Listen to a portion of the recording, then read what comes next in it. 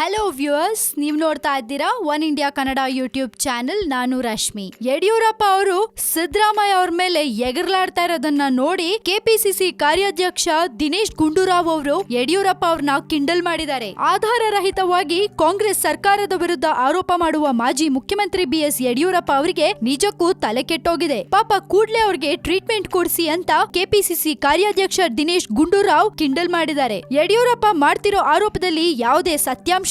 ಒಂದು ವೇಳೆ ದಾಖಲೆಗಳಿದ್ರೆ ಸಿಬಿಐ ತನಿಖೆ ನಡೆಸಲಿ. ಕೇಂದ್ರದಲ್ಲಿ ಅವ್ರದೇ ಸರ್ಕಾರ ಇದೆ. ಆದಾಯ ತೆರಿಗೆ ಇಲಾಖೆ, ಜಾರಿ ನಿರ್ದೇಶನಾಲಯ, ಕೇಂದ್ರ ಗುಪ್ತದಳ, ಸಿಬಿಐ ಸೇರಿದಂತೆ ಎಲ್ಲಾ ಸಂಸ್ಥೆಗಳು ಅವರ ಅಧೀನದಲ್ಲೇ ಇದೆ. ಗೋವಿಂದರಾಜು ಅವರ ಮನೆ ಮೇಲೆ ಆದಾಯ ತೆರಿಗೆ ಇಲಾಖೆ ದಾಳಿ ನಡೆಸಿದಾಗ ಸಿಕ್ಕಿರೋ ಡೈರಿಯಲ್ಲಿ ಕಾಂಗ್ರೆಸ್ ಹೈಕಮಾಂಡ್ಗೆ 1,000 ಕೋಟಿ ಕೊಟ್ಟಿರೋದು ನಮೂದಾಗಿದ್ರೆ ಸಿಬಿಐ ತನಿಖೆ ನಡೆಸಲಿ ಅಂತ ಸವಾಲ್ ಹಾಕಿದ್ರು. ಇನ್ನು ದಾಳಿ ನಡೆದು 1 ವರ್ಷ ಕಳೆದಿದೆ. ದಾಖಲೆಗಳಿದ್ರು ಅವರು ಸುಮ್ನಿರೋದ್ಯಾಕೆ? ಕನಿಷ್ಠ ಡೈರಿಯಲ್ಲಿ ಯಾರ ಹೆಸರಿದೆಯೋ ಅವ್ರಿಗೆ ನೋಟಿಸ್ ಏನಾದ್ರೂ ನೀಡಬೇಕಿತ್ತಲ್ಲ. ರಾಜಕೀಯ ಕಾರಣಕ್ಕಾಗಿ ಆರೋಪ ಮಾಡ್ತಿರೋದು ಸರಿಯಿಲ್ಲ. ಇದಕ್ಕೆ ನಾವು ರಾಜಕೀಯವಾಗಿಯೇ ಪ್ರತ್ಯುತ್ತರ ನೀಡ್ತೇವೆ. ಈಗಾಗಲೇ ಎಂಎಲ್ಸಿ ಗೋವಿಂದರಾಜು ಅವರು ಯಡಿಯೂರಪ್ಪ ವಿರುದ್ಧ 10 ಕೋಟಿಗಳ ಮಾನನಷ್ಟ ಮೊಕದ್ದಮೆ ದಾಖಲಿಸಲು ನೋಟಿಸ್ ನೀಡಿದ್ದಾರೆ ಅಂತ ತಿಳಿಸಿದ್ರು. ಇದಲ್ಲದೆ ಕಾನೂನು ಘಟಕದ ಅಧ್ಯಕ್ಷ ಧನಂಜಯ್ ಅವರು ಅನಂತ್ ಕುಮಾರ್ ಮತ್ತೆ ಯಡಿಯೂರಪ್ಪ ಸಂಭಾಷಣೆಯ ಸಿಡಿ ಆಧರಿಸಿ ಎಸಿಬಿ ಮತ್ತೆ ಲೋಕಾಯುಕ್ತಕ್ಕೆ ದೂರು ನೀಡಿದ್ದಾರೆ.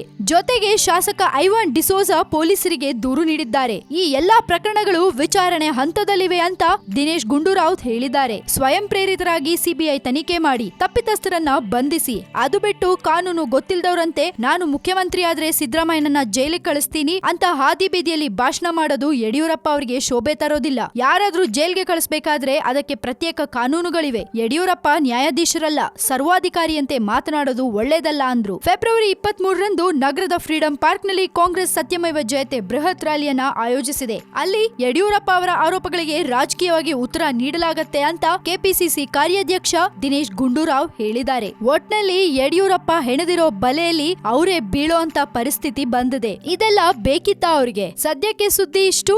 ಮತ್ತಷ್ಟು ಸುದ್ದಿಗಳಿಗೆ Oneindia Kannada YouTube channel ಅನ್ನ ಸಬ್ಸ್ಕ್ರೈಬ್ ಮಾಡಿ. ಈ ನಮ್ಮ ವಿಡಿಯೋನ ಲೈಕ್ ಮಾಡಿ, ಹಾಗೆ ಶೇರ್ ಕೂಡ ಮಾಡಿ.